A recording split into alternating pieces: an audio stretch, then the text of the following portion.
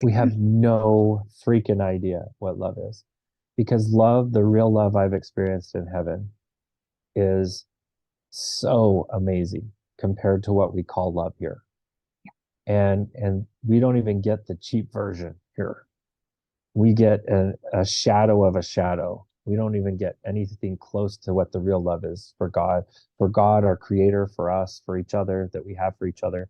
But what's really neat though, is when we allow ourselves to serve each other, we get to feel little slivers of that real love. And it's a precious way that we can really connect to our inner divinity.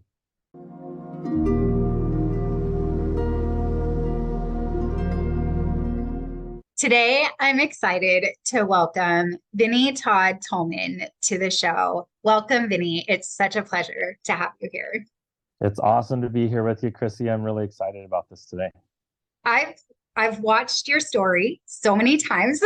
So it's so fun to have you here with me on my show. And I'm so excited for all the listeners that have not heard your story before to get a little taste of it, and anyone who has heard it before to dive deeper into different parts of your story. So with all of that being said, let's start with, what was life like? What were you like leading up to your near-death experience? So prior to my near-death experience, I'd worked for about 4.5, almost 5 years in TV and film.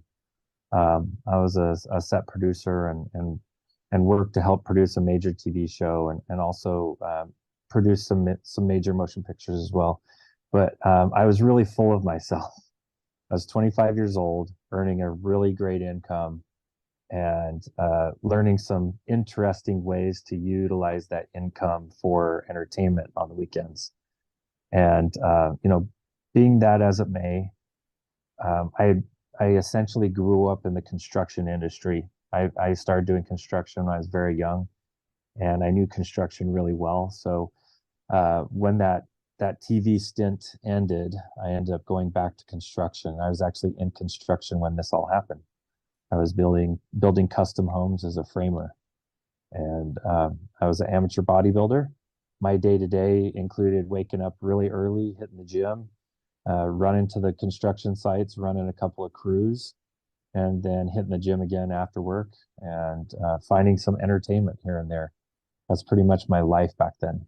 And so you were working construction. What I'm hearing is that, like, your awareness of spirituality, where were you with that before your NDE? So I felt like I was a somewhat intuitive person. I could know just I could know certain things. I could know when someone was upset without them saying anything. It wasn't very strong though. I'd have a few occasions in my life where I knew I needed to reach out to somebody or help somebody as I could. And it was just off intuition. But other than that, I didn't feel I was very spiritual. I had done a service mission in my life where I'd spent 2 years, serving my brothers and sisters in Southeast Asia. And in doing that, I felt like that was kind of the pinnacle of my spirituality. But when I came back, I really struggled with trying to find who I was, because there I felt very important, very special. And when I came back home, I was just another 20-something-year-old trying to make his way. And so I did. I on my path to spirituality, I would not classify myself back then as strong spiritually. I was just coming back into my spirituality when this happened, actually.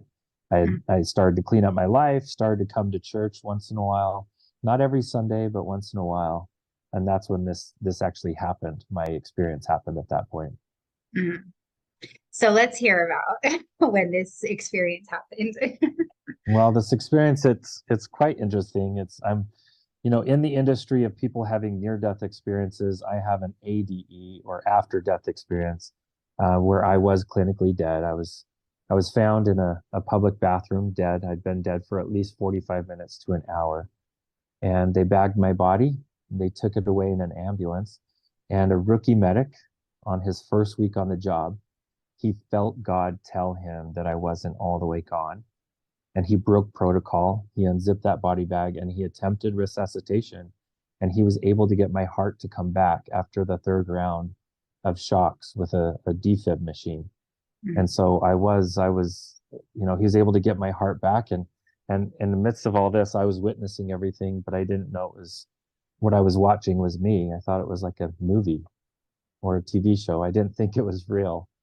And as I watched them, revive this body and watch them transfer it into this hospital only a few moments later, and I saw them transferring the body into this bed and strapping it down, that's when I realized that everything I've been watching was me, that they were strapping me down.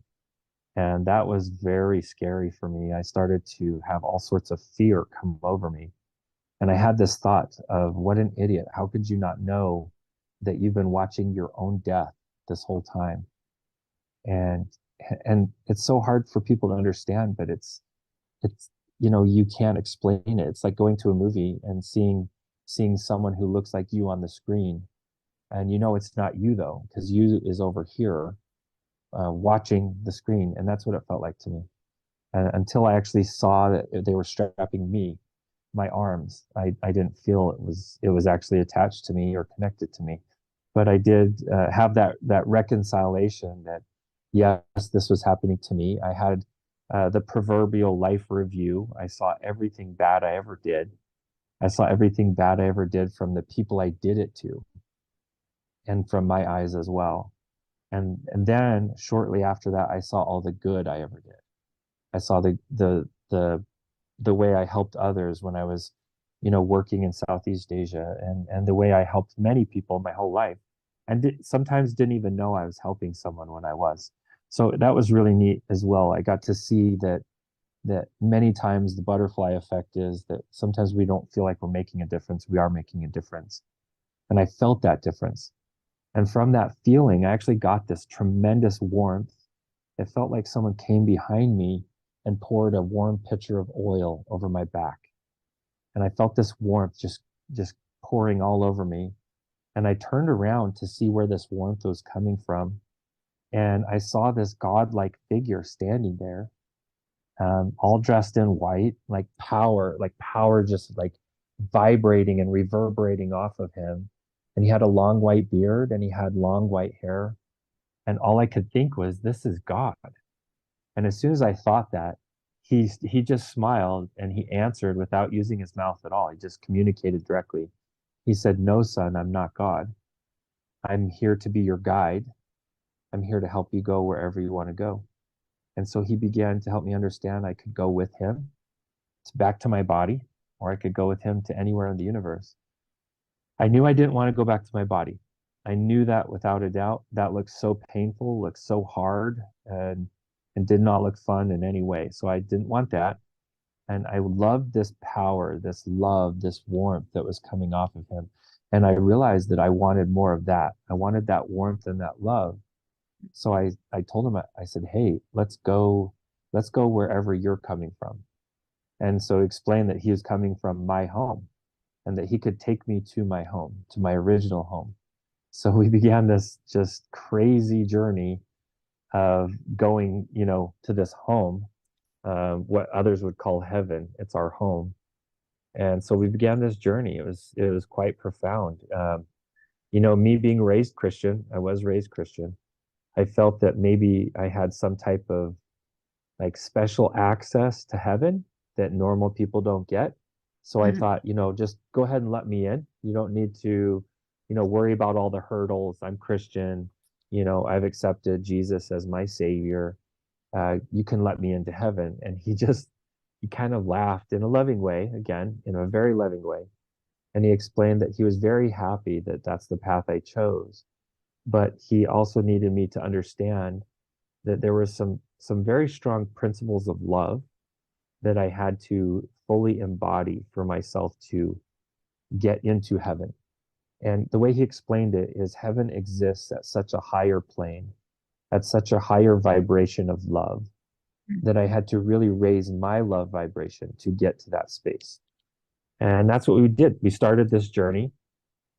First and foremost, the most important thing he taught to me was how to be authentic. And he asked me, he said, do you feel that you're authentic? And I said, yeah, definitely I'm authentic.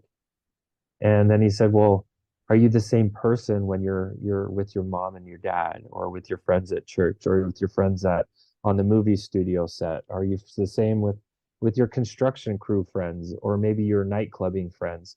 Are you the same person with all of these people? And I responded honestly, no, I'm very different. I'm a very different person with every single one of those groups. And he helped me understand that I needed to go to the core of who that person was in between all of those people, and peel away the masks and find that there's a core, a true core of who I was, that I was allowing to be with all those people. And that was my authentic self. And he said that until I could find who that was, I couldn't begin this journey. I couldn't even go towards heaven until I could figure out who I was. And so I began that process. He had some exercises and some tools that he helped me understand who I really, really was. In my heart of hearts, my core of cores, who I who I was to my core. And as I started to gain a vision of what I really was, then he helped me understand what was next is to understand why we're here on earth. He helped me understand that we're here for schooling, that earth is a school. It's always been a classroom. It's never been a courtroom. And it's a place for us to learn and to grow. That's it. Not to be judged, but to learn and to grow. Even though the judging happens, that's us. That's not God. And that we're here to pick up lessons, learn skills, attributes, make choices, learn how to grow this soul of ours, the spirit of ours, and get ready for what's next. And that brought me to the third principle, which was love. That I needed to learn how to love everyone, and learn that love is the foundational energy of the universe. It's what makes everything run, everything. And once we embody that love, once we understand that love, we get keys to the whole universe, because it is giving us access to everything once we understand and we can embody that love. But it's funny, at that point, he showed me again about authenticity, that until I could be authentic, I couldn't feel or share love. That someone who's not authentic can't feel love. How can they share love, or how can they give love? And that was kind of an aha moment for me. That was a big brain breaker for me. Yeah. Yeah, I want to stop right here and ask a couple of questions because, sure. well, I mean, just in what you've shared already, I'm just like, I have so many curiosities that I could dive into. But what you just said was that you couldn't love until you learned how to be authentic. And Yes. one of the things that I've said for years is that authenticity is love informed. So I'm just going to check the box that I do know what's Yep. going on. You do, absolutely. But And it's funny too. You look at some of the happiest people in our world today. Who is it going to be? The really small children, when before they're 5 years old, they're extremely happy. And then the really old people, the very elderly generation that are above 85, most of them are very happy. And it's funny how we end up becoming very authentic and happy when we come into this life and when we exit this life. But in between, we kind of get messed up. We allow our inauthentic nature to take over. yeah. Yeah. I'm curious if you got any more insight into that. But what I want to understand right now is you were on this journey. Were you guys traveling somewhere? Were you just when he was showing you these things, like how were you shown? Or did you just know? Like I So really from want to know. I'll tell you from my perspective of what was happening at the time, it felt like I was in some type of energetic craft, but it wasn't some spaceship. It was actually like a an orb or a sphere of light and energy that was protecting me and allowing me to take on these lessons.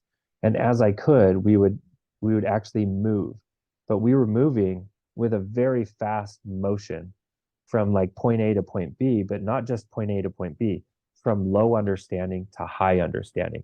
So we weren't just moving directionally, we were moving in frequency. We were raising the frequency or vibration of who I was.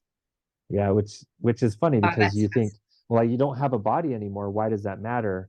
Well, the soul, the spirit is its own body. And fascinating. even it could not go to heaven until I got it to the right frequency, to the right tuning for me to actually get there. Yeah. Yeah. And so you weren't a body. Did you feel like you had a form? Oh, I did. I had an energetic body. I looked down and I saw myself and my what I thought was my body, but it couldn't be my physical body because my physical body I watched die and come back to life. So to Right. me, it had to be something different, something else. And what I've learned since is it is the energetic body.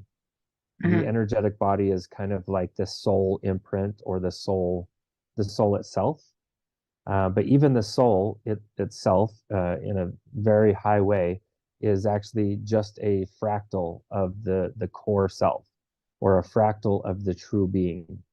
And so my recognition of looking down and seeing a body was just a recognition of this small fractal of who I really was, in my core of cores, who I really was. Yeah. Wow. That's so fascinating. Okay, I didn't mean to interrupt because we were in No, these you're good. principles, which I really love the principles. I love how your story came out with such clarity. Mm. I'm a check mark girl, so I love lists. Let's continue with your list. Well, the next principle that I had to understand was listening to my inner voice, and that I was taught by Drake, my guide, which I did learn by then. That's what his name was Drake. He helped explain that all of us have this direct connection to our creator. And no matter what name we put on our creator, even if we don't believe in a creator, we still have a connection to the creator. And that connection gives us an inner voice. It gives us a gut instinct. It gives us an intuition, and that there's ways that we can listen to that intuition and we can strengthen that intuition. And it's funny because they were teaching that to me as I'm getting to heaven. And I'm like, isn't that like a little late? But even in heaven, you're using that intuition, you're using that direct connection to the creator. So it was vitally important for me to embody, even as I was going towards our home, heaven. And that helped me understand that there are certain enemies to that inner voice, and one of those is technology. And that technology wants to replace the inner voice. It does. And by nature, it will. It will eventually replace completely the conscience or the intuition or the spirit self. And people will rely on technology instead of ethics, morals, or values. They'll just rely solely on what their technology tells them to do. And so, this happened back in 2003. Technology was not so advanced back then, but yet it was so evident, even back then, that technology was an enemy to that inner voice. So Wow. I teach people about what's called your hour of power, and that's the first 30 minutes when you wake up and the last 30 minutes before you go to bed. And it's pristinely important that you put something divine or something sacred in your hour of power. Because if you don't, technology will just show up in your hour of power, and now you will become you will become what technology will convert you into, which is a consumer, a constant consumer of everything, and Mhm. not a producer, a generator, or a creator. And that's what we were sent here to do, is to learn the powers of creation, not the powers of consumption. And consumption is part of living and existing, but so is creating. And it's so important for us to have that power of creation. But the hour of power is something that, if you want to know what your religion is, look at what's going in your hour of power. What's the last thing you go to bed thinking about? What's the first thing you think about when you wake up? That is your religion. That becomes your religion. So if you don't like what's in your religion spot or in your hour of power, put something positive. Put positive podcasts. Put YouTube videos. Put uplifting scripture or uplifting media. There's so many uplifting books out there you can listen to. And of course the traditional scriptures, the Quran, the Torah, the Bible, the Old Testament, New Testament. It's important for people to seek out something positive in their hour of power, because if they don't, technology will fill that time. It Yeah. will. Yeah. What I What I feel like the way I'm interpreting that is if we don't make a choice of what to consume Yes, in that time, then technology is going to decide for us. exactly, And we exactly. literally have the power to program our minds. Absolutely, absolutely. We are the creators of our own universe, and someone who says their technology doesn't manipulate them, I challenge them to do this. Talk loudly around your phone about something you've never talked about, and watch your ads start popping up with those things on them. And I'm telling you, the phones, the technology, they are strategically working to help us be the best consumer possible. And that's really what it's all about. That consumerism can tend to be a slavery of sorts. And part of my process was not just using technology responsibly, but also releasing prejudice. And that was my sixth principle I had to learn, to release prejudice. I didn't feel I was prejudiced at all. I felt that I was probably the least prejudiced person out there. But yet, Drake, he said, well, if you're not prejudiced at all, how do you feel about prejudiced people? And I just went off. I was like, I hate prejudiced people. They're so horrible. How can they believe the way they are? And how can they be the way they are? And he helped me understand. He actually showed me as a being, and me not seeing myself on the prejudice team. He showed me walking over to the prejudice team and joining their ranks, arm in arm with the prejudiced people, by me hating prejudiced people. So that was another huge aha brain breaker moment where I had to realize that I was prejudiced against prejudiced people, Mm. and mostly, racist and misogynistic and that type of person. I was very against them. So I had to release that. And I had to realize, for me not to be prejudiced, I could not be prejudiced even against prejudiced people, which led me to the seventh principle. And the seventh principle is the power of creation. It's like what we were just talking about. We Mm. are our own creators, and the true power of creation is our thoughts. Our thoughts are how we create, because our thoughts become our actions become our habits, and our habits become our character, which ends up leading us to our destiny.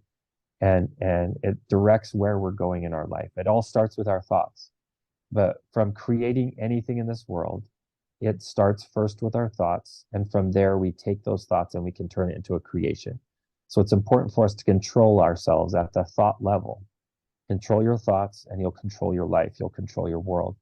And that led me to the eighth principle, which is avoiding negative influences, avoiding negative thoughts, recognizing where there is negative influences in your life, and avoiding those things if you can. If you can't, if you have to work around negative people, or maybe you're in a job where you're dealing with negative things, like maybe like a police officer or an investigator or somebody who has to deal with very negative things, you need to set a special protection around you so that you're not affected by those negative things. And again, it goes to the thoughts. Have the set intention or the thought to have that protection, and then ask for that protection, and it will show up in its own infancy. It will show up for you, and it'll get stronger and stronger the more you ask for it. And that led me to the ninth principle, which is, you know, going a step beyond understanding negative influences, understanding that there is purpose even in the negative. There's purpose even in evil. That for us to learn how to make a choice, we have to have the choice between good and evil. And to remove evil completely, and to have no evil on this planet, is to remove the ability to grow from making that choice. So we have to, unfortunately, have the choice for evil. So evil is a necessity for our growth. And when people ask me, if there's a God, why would God allow so many bad things to happen? I would challenge them to check into the situations where the bad things are happening and really see it from a spiritual perspective. And you will see in the most horrific situations that God has special protections around those people, those souls, so that they do not get affected by those situations in the long term. That only the body gets affected, only the experience of the body gets affected. And with that special protection, we're able to be here in this protected state of love, making our choices, even from good and evil, and growing from it. And that's what it's all about. And that led me to the last principle that Drake taught me, that we're all one, that all of us are fingers on God's hands. And for any of us to harm or to hurt another finger is to hurt oneself, that we are all one. And we're not one in combination, but we are one in unity of energy. And when we hurt each other, we are in essence hurting ourselves. When we point our finger at someone and say they're such a bad person, we're actually pointing three fingers back at ourselves. And there's no way around that. So rather than putting negative deposits on others or in the universe, make positive deposits, make compliments, and say, wow, that person's so amazing. And we get three times that energy back towards ourselves. So it's vitally important for us in our process of learning and growing here that we learn the power of the positive energy and making those positive deposits, because we are all one. We're all one in God's, in our Creator's kingdom, in Earth School, one of the hardest schools there is in the whole universe. We're all here together. I love that. We're all here together. Yeah, we are. We're one big unhappy family. Right. We're all but we trying can to change figure that. it out. We can change it. We can change it one person at a Yes. time. Goes. I've always told people from my experience, anything you feel you're missing in your life, go out and give that thing you feel you're missing, go give it to someone else. And you'll come home feeling that you have 10 times more than what you ever could need. And that's what this whole life is about, is when we're giving and serving each other, when we're giving and serving to each other, and even to each being, including the animals and the plants, when we're serving and caring for each other, we're receiving so much more than what we could ever give. And that's an eternal principle here in Earth School. Yeah.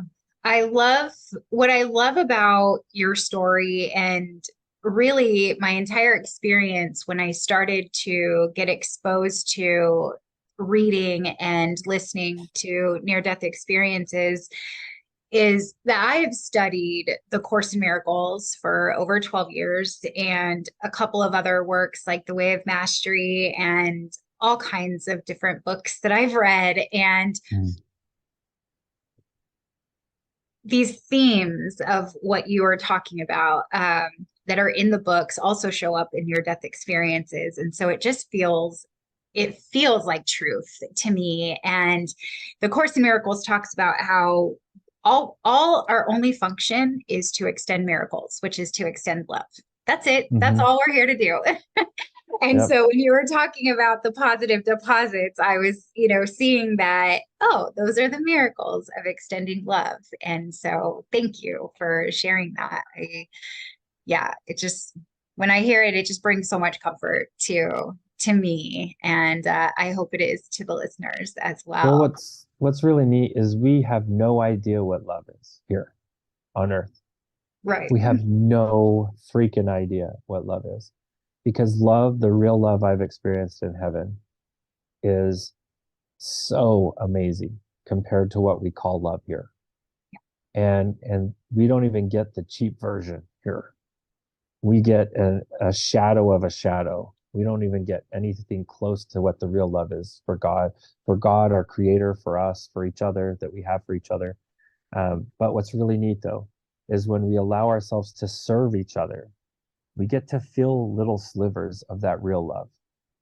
And it's a precious way that we can really connect to our inner divinity and help ourselves grow. We can really amplify and expand our love and our frequency itself as we do that, as we serve and care for each other. Yeah. So, okay. So you got the 10 principles. Then what happened?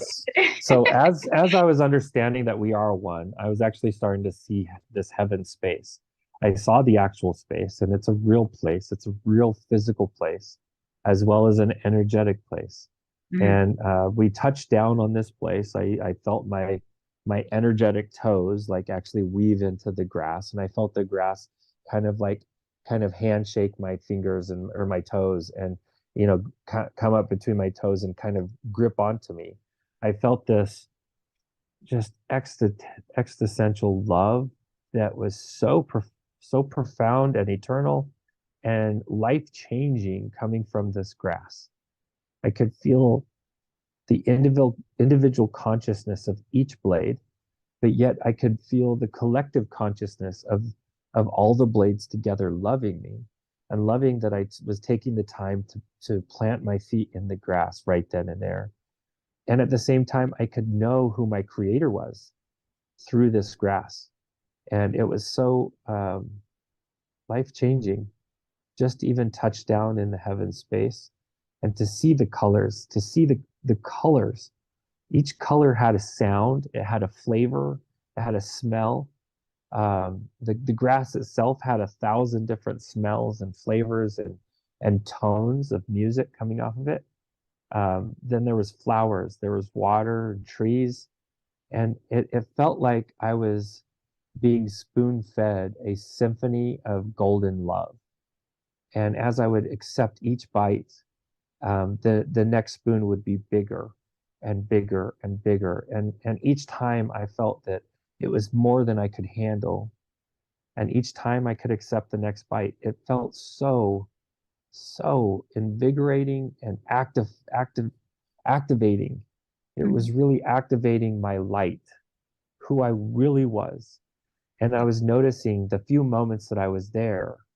I was raised a very abused kid, and I had a lot of cracks and I had a lot of damage in me. And that damage was quickly being sewn up and wiped away and cleansed of me. And that's when the water approached me. The water actually approached me and asked if I wanted it on me. And I said, yes, I want more of whatever all this stuff is.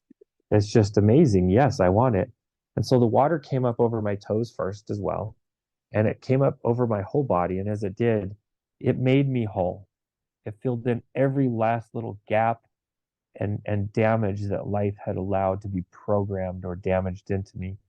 And I got to have a healing, a purification, and a quadruple upgrade, just a complete upgrade of who I was as a being. I felt that I was getting taller and stronger and more full of vigor and light as I just stood there and allowed this process just to be naturally, organically happening to me. And that's when I realized there was a building off in the distance. And this building was full of all this light and this passion. And I could tell this whole building was made out of one piece of marble. And the marble itself was alive with our creator, just like everything else. And that this building was a building of passionate learning without the uh, apostasy of man, without the perversions of man.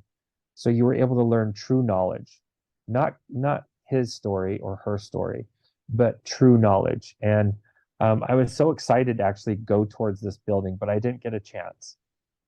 As I was, noticing the building and kind of experiencing the building with my consciousness, then Drake, my guide, he came up to my side and then came around in front of me.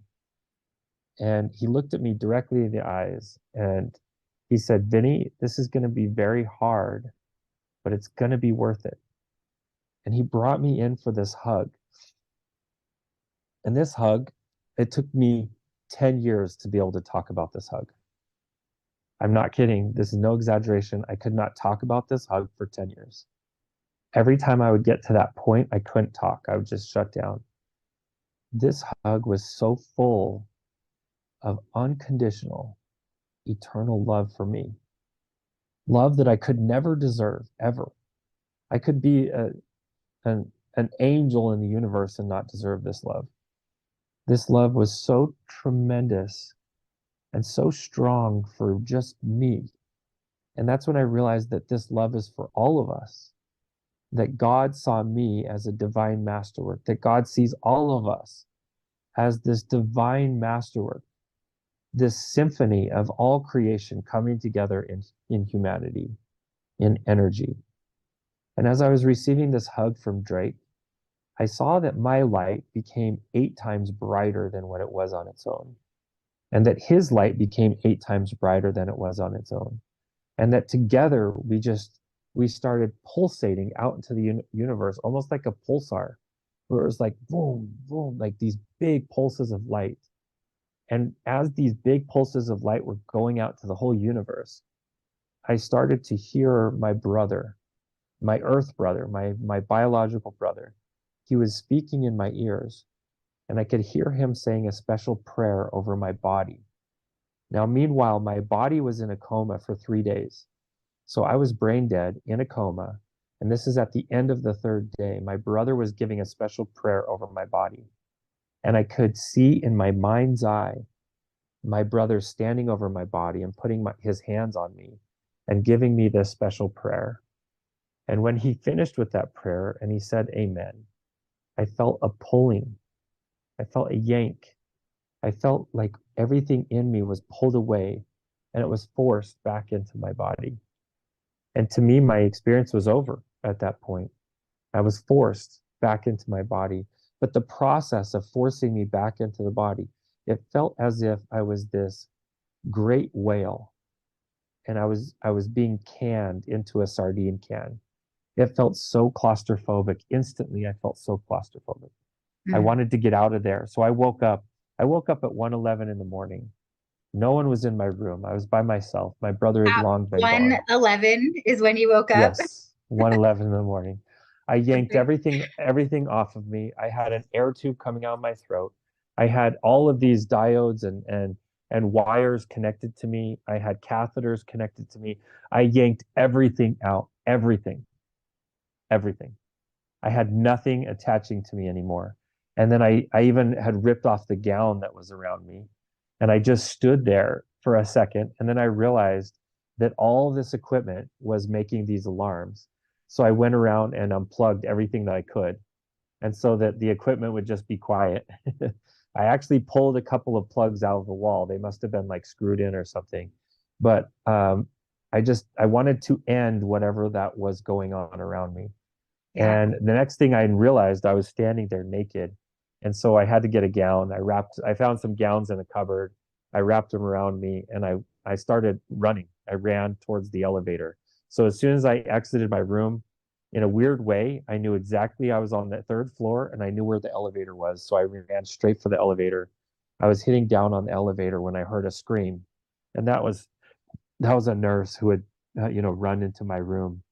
And then I heard a second scream when a second nurse ran in there, saw there was no body, and then came outside and saw me standing by the elevator. And so I heard their screams. It freaked me out. And in another weird way, I knew they would get in a lot of trouble if I left. And I probably would too. I probably would have been picked up by police or something, running down the street with a gown wrapped around my waist. Um, so I did. I went back to my room and I allowed them to put a little heart monitor on my finger, but that was it. I wasn't going to allow anything else on me anymore. I had a very hard time even sitting in a gown. It was just really hard. Even talking about it like makes me hard to breathe. It was super hard that first day. Again, I woke up at 1:11 in the morning. I checked myself out at 7:30 in the morning. I had my dad come pick me up, and I was fine. I woke up from this completely fine. I had some remnant effects of my molars in my mouth. A lot of them got shattered because I was having such bad seizures. When I first came back, it really shattered a lot of my molars. But other than that, there hasn't been much of a remnant effect whatsoever. Other than I have this crazy memory of being in heaven and meeting my guide Drake, which I ended up finding out 7 months later who he was. I was in this little town of Wyoming. I saw a presentation of history of this little town of Star Valley, Wyoming, and up comes this picture of my guide.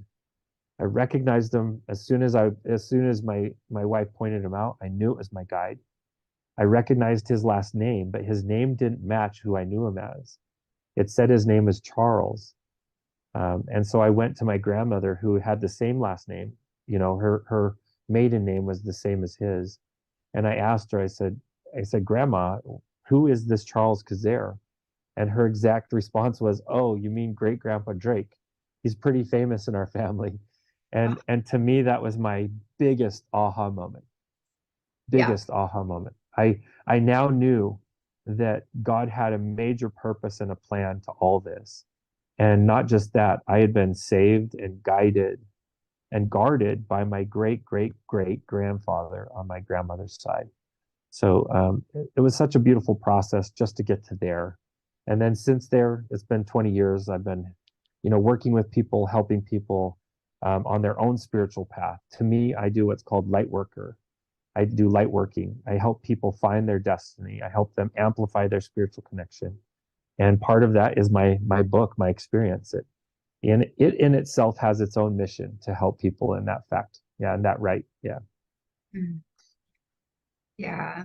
That is amazing how your guide was revealed to you who they were in this human world. Like, Yeah. that's just fascinating. And I know from your story, some things you said here as well, that when you had died, you were kind of like floating and the paramedic and, all these different like events along the way. Did you verify those? Yeah, I went and met with the paramedic himself. I wanted to do something for this guy. He almost got fired for breaking protocol. And I knew that. I knew that he was getting in trouble for what he did. And I knew because I called over to the office, the center that he worked. I called there a couple times to see how he's doing. Nobody told me anything. I heard from one of the guys though that he had gotten written up pretty bad. So I actually went to the EMT dispatch warehouse that they were out of, and I knew it was the one he worked at. So I was able to kind of figure out who he was, just in pointing to the other guys. Hey, who's the one who almost got fired? Oh, it's that guy. Okay. So I went and took him to lunch. He wouldn't let me buy him a sandwich even. And I wanted to talk to him about what he saw. To me, and I didn't really discuss this time, but the way it looked to me, it looked like he was glowing with light around his heart. And then I heard audibly, very loudly, a God type voice say, "This one's not dead." And I saw that twice. Mhm. And I asked him, I was like, "Did you see that? Did you know you were glowing?" I was like freaking out. I was total fanboying over this guy who saved my life. Right? And I was like, "Did you know God was in you? I could feel God in you. Like you were glowing." And he just kept shaking his head, and he just went like, I'll never forget it. He's sitting there eating his sandwich. He's like, "I don't know about any of that. I Yeah. just knew you weren't dead." And then he took like a bite of his sandwich. And I'm like, "What do you mean you just knew I wasn't dead?" And to him, it was just a knowing. It was just this gut instinct. He just knew it wasn't over for my body. Meanwhile, I did tell him this, and he confirmed it for me. I said, "Bro, I could tell you were thinking these thoughts that why am I doing this job if I can't help this guy?"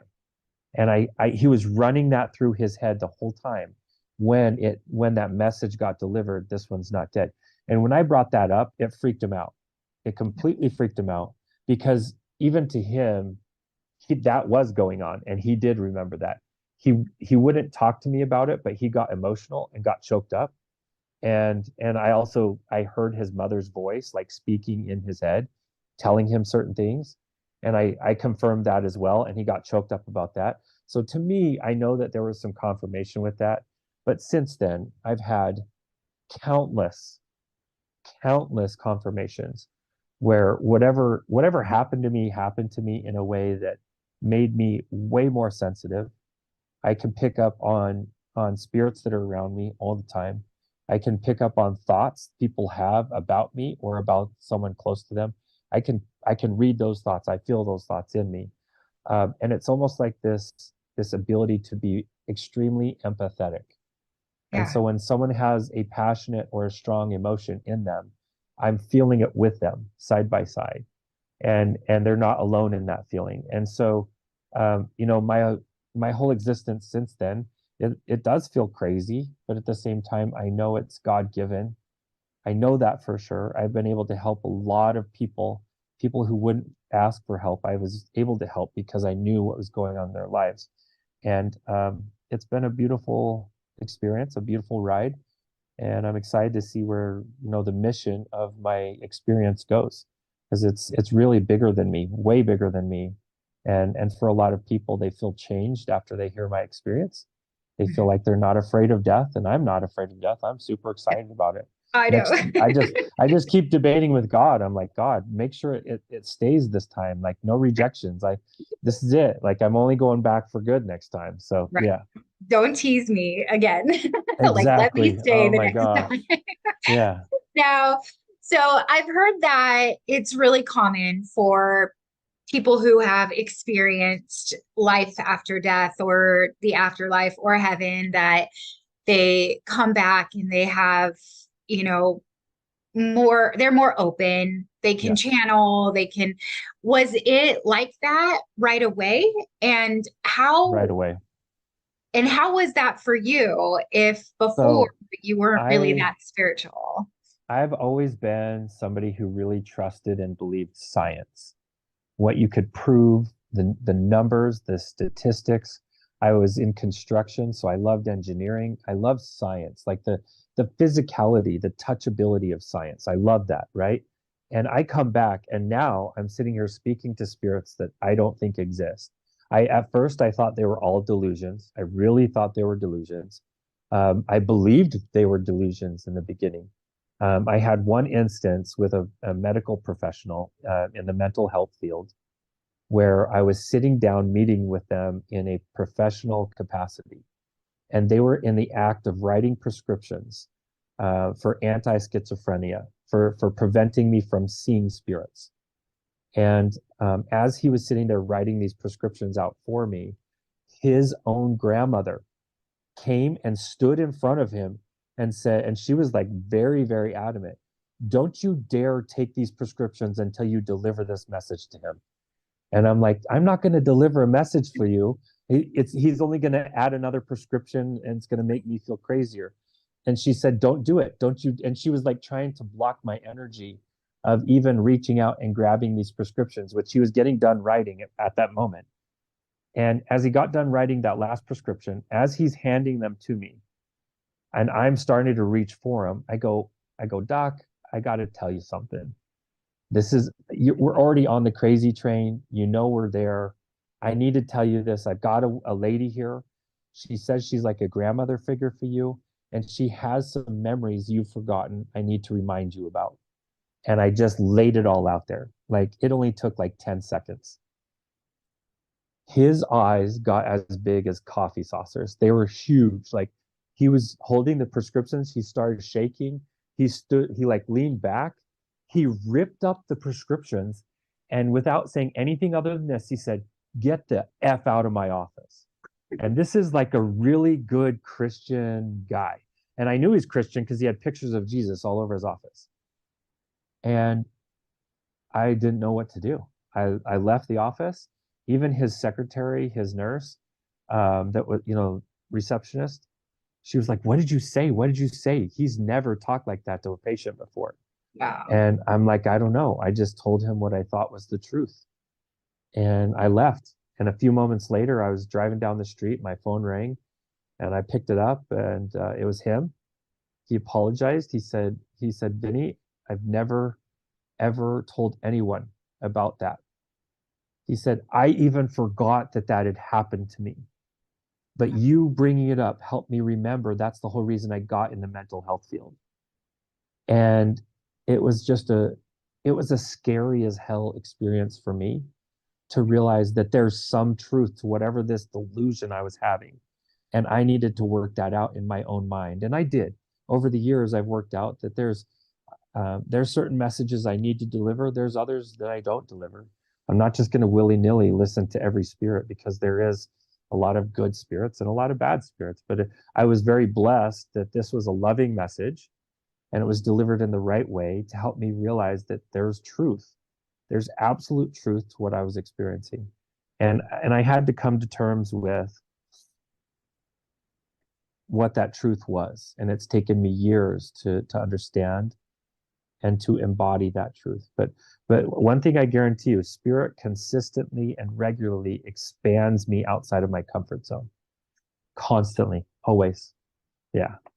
Yeah. But that's where I grow. In my vulnerable moments, that's where I grow. Yeah. Yeah.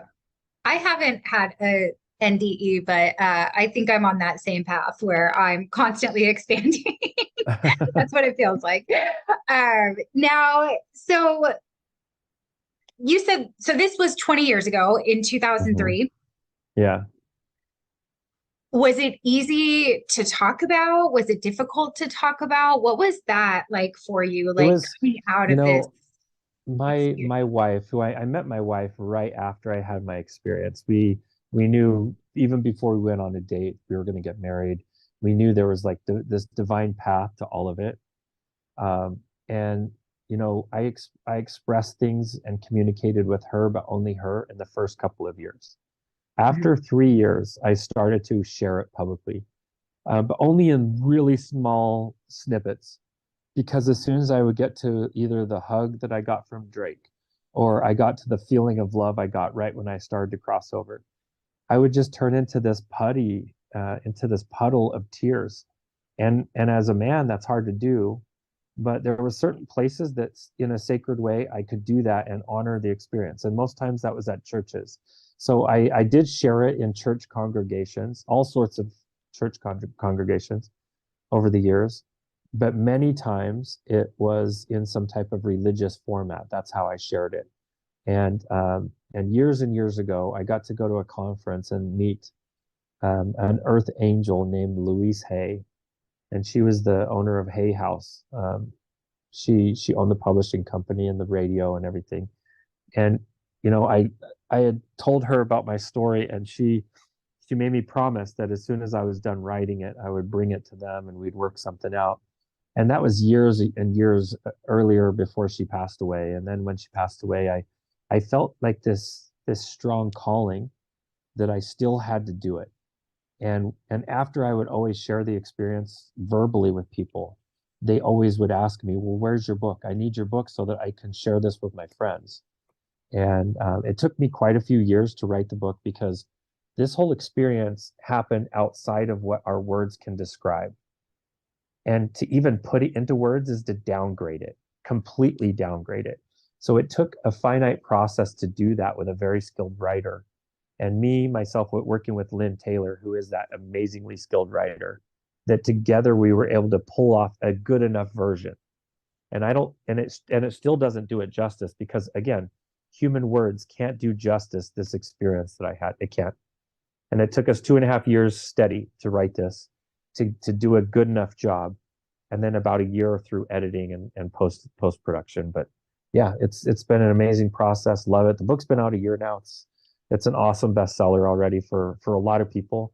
We have a lot of people that they buy one and then they buy 10 or 50 because they feel they want all their friends to know about it as well.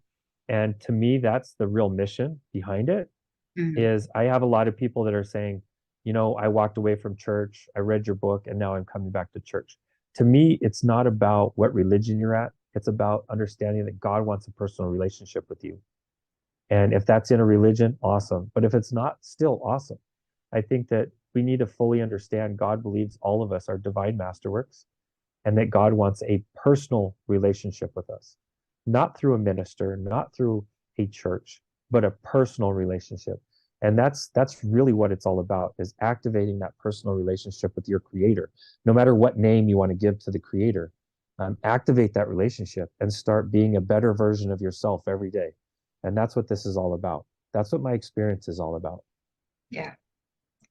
I love how you said that it just like landed in a way that I've heard it many, many times before, but to hear you say in this space that what God wants, and I call it God, but what source, creator, what the universe, what God wants is a personal relationship with us. It's not Yes. even one-sided. Like that to No. me is like, wow. Yeah, big time. And what's crazy is our creator is constantly reaching out to us. We're the ones that are putting up the umbrellas and trying to block that. And we don't have to. It's not hard. All we got to do is recognize what the umbrella of blocking is and collapse it, remove it. And now we have this very personal relationship with the creator. and one that we can connect to every day and realize that never at one point in our whole life were we ever alone, ever.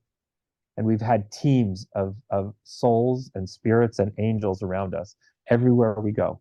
And that this world would convince you that it's a dog eat dog world, but it's not. It's a God love, God build world. That's what this world is. But it's all perspective and connection to the Creator. Yeah. Gosh, this has been so much fun to spend this time with you. I have a couple of questions that I ask all my guests. So before Sure. we go there, is there anything else that wants to be said that hasn't been said yet? Well, I think that the most important, and I like to have this be my underlying message of my experience. God believes we are the divine masterwork. So we need to believe it. Believe it and know it that you are the divine masterwork. That God loves you, Creator loves you, Source loves you in the form you exist now. Not the form you're gonna be or you were once, but who you are now. In the now, God loves you. And so accept that love, embrace that masterworkness within you, and allow yourself the greatness you deserve. That's it. Thank you so much for that.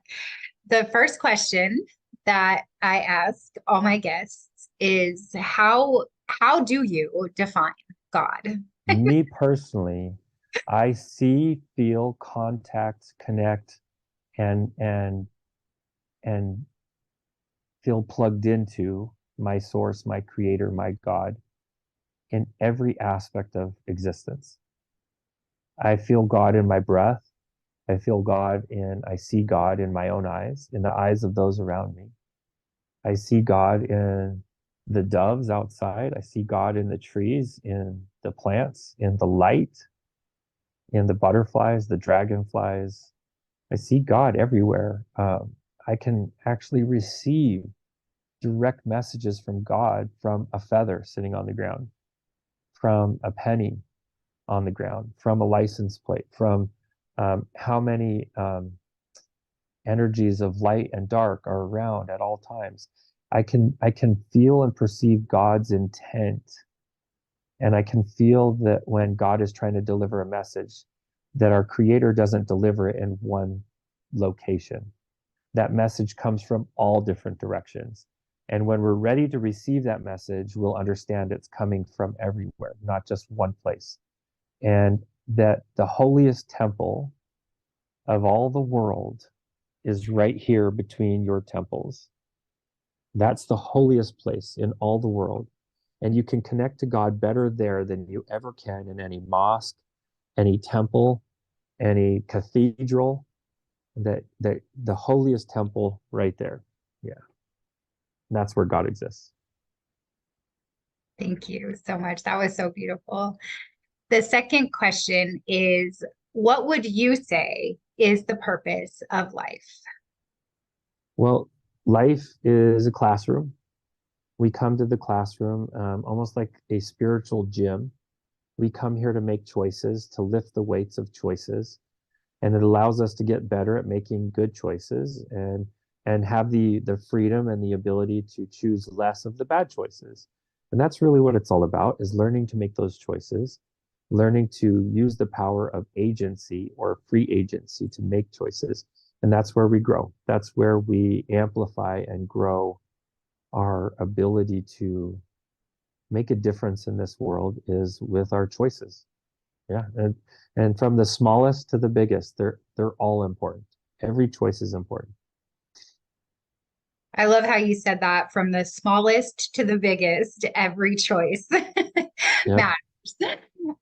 The final question is, if you could take one piece of wisdom that you have now, just one, because I know you have a lot, but just one, and offer it to a younger version of yourself, what would that one piece of wisdom be? It would be one sentence. You're not broken. You're you're precious. That's it. I wish that I could have understood that as a kid, as an abused boy, that I wasn't broken, I was precious. And that's hard for us to hear or truly understand. But sometimes, what makes us, most times, what makes us is the hardships, is the obstacles, and that's what makes us who we are. That's what shapes us. And to me, that is just as important as the good stuff happening to us, if not more. And that helps us know who we've become. Yeah,